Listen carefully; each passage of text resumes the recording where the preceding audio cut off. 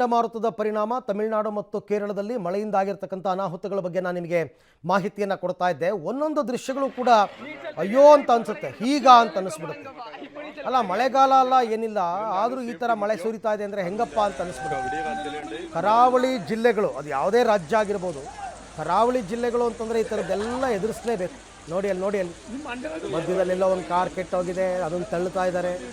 ಇನ್ನೆಲ್ಲೋ ಒಂದು ಕಡೆ ಬಸ್ ಕೆಟ್ಟು ನಿಂತಿದೆ, ಇನ್ನೆಲ್ಲೋ ಒಂದು ದೇವಸ್ಥಾನ ಮುಳುಗಡೆಯಾಗಿದೆ. ಇಲ್ಲಿ ನೋಡಿ, ಇಲ್ಲಿ ಕಾರುಗಳು ಯಾವ ಪರಿಪ್ರಮಾಣದಲ್ಲಿ ಎಷ್ಟು ಮುಳುಗಿದೆ ಅಂತ. ಅಲ್ಲಿಗೆ ನೀರು ಎಷ್ಟಿರ್ಬೋದು ಅಂತ ಯೋಚನೆ ಮಾಡಿ. ಸ್ವಿಮ್ಮಿಂಗ್ ಪೂಲ್ ಥರ ಕಾಣ್ತಾ ಇದೆ. ತಗ್ಗು ಪ್ರದೇಶಗಳ ಪರಿಸ್ಥಿತಿ ಅಂತೂ ಹೇಳ್ತಿರೋದು. ಆ ಪ್ರಮಾಣದಲ್ಲಿ ಮಳೆ, ಅಷ್ಟು ನೀರು. ಆಮೇಲೆ ಮಳೆ ನಿಂತು ಬಿಟ್ರೆ ಅದೊಂಥರ ನಿಲ್ತಾ ಇಲ್ಲ. ಇನ್ನೂ 5 ದಿನ ಅಂತಾರೆ, 7 ದಿನ ಅಂತಾರೆ. ಮಳೆ ಬಿದ್ದ ಜಾಗದಲ್ಲೇ ಮತ್ತೆ ಎಡೆಬಿಡದೆ ಮಳೆ ಬಿದ್ದುಬಿಟ್ರೆ ಹೆಂಗೆ ಜೀವನ ಮಾಡೋದು, ಹೆಂಗೆ ಜನ ಬದುಕೋದು, ಹೆಂಗೆ ಜನ ಜಾನುವಾರುಗಳು ಪ್ರಾಣಿ ಪಕ್ಷಿಗಳು ಬದುಕೋದು ಹೆಂಗೆ ಅಂತ. ಕಷ್ಟ, ತುಂಬ ಕಷ್ಟ. ಮತ್ತು ಇದನ್ನು ನೀವು ಸರಿದಾರಿಗೆ ತರಬೇಕೋ ಊರುಗಳನ್ನ ಅಂತಂದರೆ ಅದು ಎಷ್ಟು ದಿನಗಳು ಬೇಕಾಗುತ್ತೋ. ಸರ್ಕಾರ ಎಷ್ಟು ಅಂತ ಎಲ್ಲವನ್ನ ಕೂಡ ರೆಡಿ ಮಾಡೋಕ್ಕಾಗುತ್ತೆ. ಜನ ಆಸ್ತಿ ಪಾಸ್ತಿ ಎಲ್ಲ ಕಳ್ಕೊಂಬಿಟ್ಟಿರ್ತಾರೆ, ಬೆಳೆದ ಬೆಳೆಯೆಲ್ಲ ಕಳ್ಕೊಂಬಿಟ್ಟಿರ್ತಾರೆ. ಕುರುವೈ ಬೆಳೆಗೆ ನೀರು ಕೊಡಿ ಅಂತ ಅವಾಗೆಲ್ಲ ಕರ್ನಾಟಕವನ್ನು ಕಾಡಿ ಬೇಡಿ ನೀರು ತಗೊಂಡ್ರು. ಈಗ ಸಾಕಪ್ಪ ಸಾಕು, ನೀರಿನ ಸವಾಸನೆ ಬೇಡ ಅನ್ನೋಂಗೆ ಆಗ್ಬಿಟ್ಟಿದೆ ಅವ್ರಿಗೆ. ಅಷ್ಟು ಪರಿಸ್ಥಿತಿನಲ್ಲಿ ಇದ್ದಾರೆ ಅವರು. ಒಂಥರ ಯಾವಾಗಲಾದರೂ ನಿಲ್ಲುತ್ತಪ್ಪ ಇದು ಅಂತ. ಬಟ್ ಅವೆಲ್ಲ ಕರಾವಳಿ ಪ್ರದೇಶಗಳಾಗಿರೋದ್ರಿಂದ ಏನೂ ಮಾಡೋಕ್ಕಾಗಲ್ಲ. ಪ್ರಕೃತಿ ಮುಂದೆ ನಾವೇನು ಮಾಡೋಕ್ಕಾಗತ್ತೆ? ಮಳೆ ನಿಲ್ಸೋಕ್ಕಾಗತ್ತಾ? ಚಂಡಮಾರುತ ನಿಲ್ಸೋಕ್ಕಾಗತ್ತಾ? ಆಗಲ್ಲ. ಬಂದಿದ್ದನ್ನು ಅನುಭವಿಸಲೇಬೇಕು. ಹಾಗಿದೆ ಪರಿಸ್ಥಿತಿ ಸದ್ಯಕ್ಕೆ. ಆಸ್ಪತ್ರೆಗಳೆಲ್ಲವೂ ಕೂಡ ಜಲಾವೃತವಾಗಿದೆ. அந்த மீன் பிடிச்ச போறேன், தேங்காய் எடுக்க போறேன்னு சொல்லி சாடி போறவியா எல்லாம் பார்த்து கவனமா போங்க.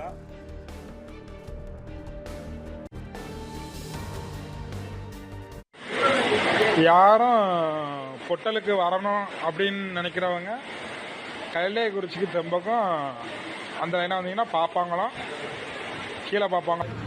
ಕರ್ನಾಟಕದಲ್ಲಿ, ಅದರಲ್ಲೂ ಬೆಂಗಳೂರಿನಲ್ಲಿ ತುಂಬ ಜನ ತಮಿಳಿಯನ್ಸ್ ಇದ್ದಾರೆ. ಅವರ ರಿಲೇಟಿವ್ಸು, ಅವರ ಊರುಗಳು ಎಲ್ಲ ತಮಿಳ್ನಾಡೇ. ಸೊ ಈ ತಮಿಳ್ನಾಡಲ್ಲಿ ಈ ರೀತಿ ಪರಿಸ್ಥಿತಿ ಆಗಿರ್ತಕ್ಕಂಥದ್ದು. ತುಂಬ ಕಡೆ ಜನ ಊರನ್ನೇ ಬಿಡಬೇಕಾದ ಪರಿಸ್ಥಿತಿ ಬಂದ್ಬಿಟ್ಟಿದೆ. ಜನ ಊರು ಬಿಟ್ಟು ಹೋಗಿದ್ದಾರೆ. ಇವೆಲ್ಲ ತಿಳಿಯಾಗಲಿ ಸ್ವಲ್ಪ, ಆಮೇಲೆ ಬರೋಣ ಅಂತ. ಹಾಗಾಗಿ ಇದನ್ನು ಅಲ್ಲಿನ ರಾಜ್ಯ ಸರ್ಕಾರ ಕೂಡ ತುಂಬ ಗಂಭೀರವಾಗಿ ತಗೊಂಡಿದೆ. ರಕ್ಷಣಾ ಕಾರ್ಯಗಳು ಆಗ್ತಾ ಇದೆ. ಆಮೇಲೆ ಈ ಪ್ರವಾಹದ ಪರಿಹಾರ ಕೇಂದ್ರ ಸರ್ಕಾರವನ್ನು ಕೇಳಿತ್ತು ಲಾಸ್ಟ್ ಟೈಮ್ ತಮಿಳ್ನಾಡು. ಅದೇ ಇನ್ನೂ ಕೂಡ ಸಿಕ್ಕಿಲ್ಲ, ಕಳೆದ ಬಾರಿ ಚಂಡಮಾರುತದ್ದು. ಈಗ ಮತ್ತಷ್ಟು ಡ್ಯಾಮೇಜ್. ನಿಮಗೆ ಈ ಥರ ಪ್ರವಾಹ ಬಂದರೆ ಜಮೀನುಗಳೆಲ್ಲ ಎಲ್ಲಿರುತ್ತೆ? ಅಯ್ಯೋ, ಆ ಜಮೀನು ಗುರುತು ಮಾಡೋದು ಕಷ್ಟ. ನೆಕ್ಸ್ಟು ಇದು ನನ್ನ ಜಮೀನು ಅಂತ.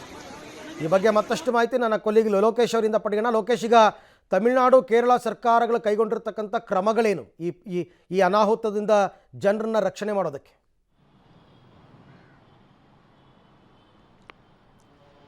ಅರವಿಂದ್, ಈಗ ತಮಿಳುನಾಡು ಮತ್ತು ಕೇರಳದಲ್ಲಿ ಮಳೆ ಆಗ್ತಾ ಇರೋ ಕಾರಣದಿಂದಾಗಿ ತಮಿಳುನಾಡು ಸರ್ಕಾರದಲ್ಲಿ ಪ್ರಮುಖವಾಗಿ ಮುನ್ನೆಚ್ಚರಿಕಾ ಕ್ರಮವನ್ನು ತೆಗೆದುಕೊಂಡಿರುವಂಥದ್ದು.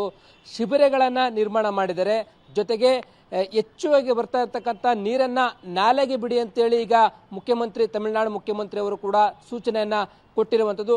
ಅದಲ್ಲದೆ ಎಲ್ಲೆಲ್ಲಿ ಮನೆಗಳು ಮುಳುಗಡೆ ಆಗಿದೆ ಆ ಮನೆಗಳಲ್ಲಿರ್ತಕ್ಕಂಥ ಜನರನ್ನು ಕೂಡಲೇ ಹೊರಗಿಂದ ತರೋದಕ್ಕೋಸ್ಕರ ಹೆಚ್ಚಾಗಿ ರಾಷ್ಟ್ರೀಯ ವಿಪತ್ತು ನಿರ್ವಹಣಾ ತಂಡವನ್ನು ಹೆಚ್ಚಾಗಿ ಕಳಿಸ್ಕೊಡೋದಕ್ಕೂ ಕೂಡ ಕೇಂದ್ರಕ್ಕೆ ಮನವಿಯನ್ನು ಮಾಡಿರುವಂಥದ್ದು. ಇದಲ್ಲದೆ ಅಲ್ಲಿರ್ತಕ್ಕಂಥ ಗಂಜಿ ಕೇಂದ್ರಗಳು ಮತ್ತು ಶಿಬಿರ ಕೇಂದ್ರಗಳಿಗೆ ಬೇಕಾದಂಥ ಮೂಲಭೂತ ಸೌಕರ್ಯಗಳನ್ನು ಕೂಡ ಸಪ್ಲೈ ಮಾಡ್ತಾ ಇದ್ದಾರೆ.